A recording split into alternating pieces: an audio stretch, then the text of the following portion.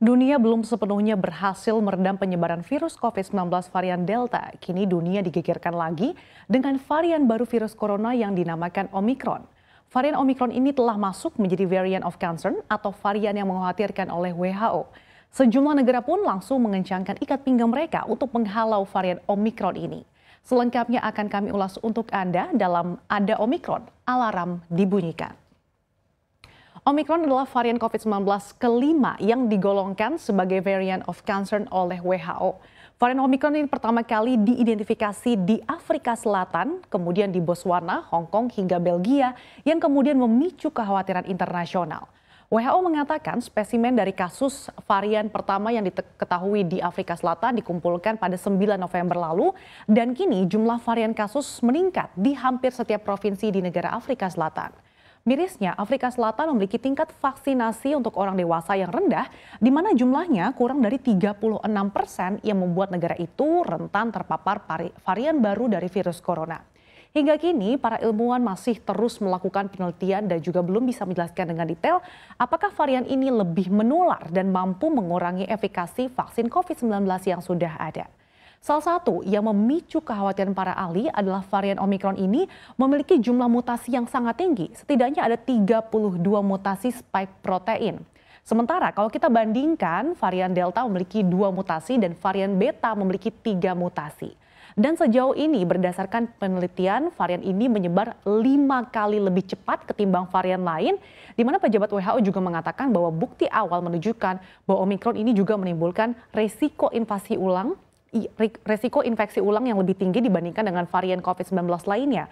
Dan setidaknya hingga saat ini lebih dari 10 negara yang sudah melaporkan temuan kasus COVID varian Omicron ini. Negara mana saja itu dan bagaimana respon mereka kita akan lihat di slide berikutnya.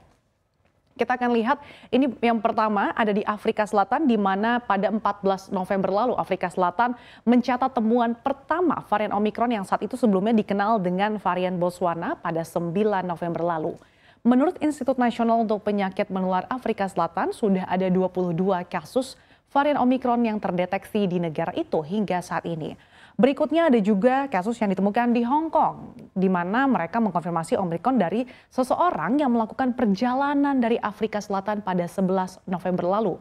Pasien pertama ditemukan mengenakan masker yang dapat digunakan kembali dengan katup udara. Sejak saat itu, Hong Kong melarang penggunaan masker dengan katup atau ventilasi pernafasan selama karantina hotel karena dinilai tidak efektif menyaring udara yang dihembuskan. Selanjutnya ada juga Belgia yang mendeteksi kasus pertama COVID-19 varian Omicron asal Botswana, Afrika Selatan. Dengan begitu, Belgia ini menjadi negara Eropa pertama yang terdeteksi varian Omicron. Kasus ini ditemukan pada pelaku perjalanan yang belum divaksinasi dan baru kembali dari Mesir pada 11 November dan menunjukkan gejala 11 hari kemudian. Pasca ditemukannya kasus varian ini, Belgia kembali memperketat waktu operasional dan juga kapasitas restoran hingga bar. Berikutnya ada juga Israel, di mana Kementerian Kesehatan Israel pada 26 November lalu mengumumkan telah menemukan kasus varian Omicron pada orang yang baru kembali dari Malawi, Afrika Selatan. Israel pun ini menjadi otoritas pertama yang melarang orang asing memasuki negaranya dari negara manapun selama 14 hari ke depan sebagai respon terhadap penemuan varian virus corona baru yang berpotensi lebih menular ini. Selain itu, Israel juga mewajibkan karantina 3 hari untuk semua warga Israel yang sudah divaksinasi dan karantina 7 hari bagi mereka yang belum divaksinasi. Selanjutnya varian Omicron ini juga diduga sudah masuk di Republik Ceko yang berasal dari pelaku perjalanan yang menghabiskan waktu di Namibia. Republik Ceko ini membatasi perjalanan dari Afrika Selatan dengan melarang orang yang menetap lebih dari 12 jam di sejumlah negara Afrika tersebut dan juga Zambia memasuki negaranya. Kita lihat di slide berikutnya lagi ada juga Inggris, di mana Menteri Kesehatan Inggris Sajid Javid mengumumkan ada 2 kasus terkait Omicron dan keduanya ini terdeteksi terkait perjalanan dari Afrika Selatan. Merespon hal ini, Perdana Menteri Inggris Boris Johnson ini langsung mengumumkan langkah-langkah kebijakan baru yang lebih ketat untuk orang-orang yang tiba di Inggris. Boris Johnson ini juga meminta seluruh pelaku perjalanan yang masuk ke Inggris untuk melakukan tes PCR 2 kali setelah tiba, kemudian melakukan isolasi mandiri hingga mendapatkan hasil negatif. Berikutnya, Kementerian Kesehatan Jerman ini juga menemukan 2 kasus varian Omikron. Keduanya ini masuk ke Jerman melalui Bandara Munich pada 24 November lalu sebelum Jerman resmi menutup sementara perjalanan dengan Afrika Selatan. Varian Omikron ditemukan di Jerman pada saat banyak negara Eropa lainnya yang juga saat ini sedang bergulat dengan lonjakan kasus COVID-19.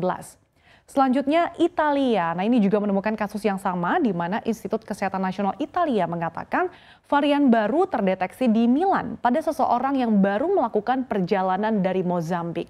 Sementara itu Italia pada hari Jumat lalu ini melarang masuknya semua pelancong yang telah berada di Afrika Selatan dalam 2 minggu terakhir setelah varian baru itu ditemukan di sana. Kemudian penangguhan penerbangan dari wilayah tersebut juga diberlakukan. Pemerintah Italia memerintahkan siapapun yang melakukan perjalanan ke Afrika Selatan dalam 2 minggu terakhir untuk segera memberitahu pihak berwenang, kemudian melakukan isolasi mandiri selama 10 hari dan melakukan tes ulang. Berikutnya, otoritas kesehatan Belanda ini juga menyebutkan ada 61 orang positif COVID-19 yang diyakini diantaranya ini merupakan varian Omikron.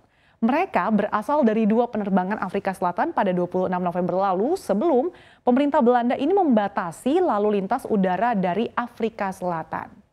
Selanjutnya ada negara tetangga kita Australia yang pada 28 November kemarin melaporkan mendeteksi 2 kasus COVID-19 terkait varian Omikron. Padahal keduanya ini telah divaksinasi lengkap. Kedua kasus ini terdeteksi lewat pengecekan terhadap penumpang yang berasal dari wilayah selatan Afrika menuju Sydney dan mendapatkan hasil positif COVID-19 tidak lama setelah kedatangan pada 27 November lalu.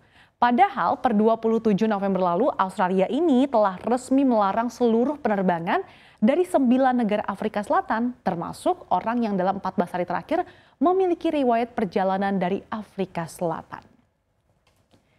Dan meskipun belum dilaporkan ditemukannya varian Omikron ini, namun sejumlah negara membatasi bahkan melarang sementara penerbangan asal sejumlah negara di Afrika Selatan.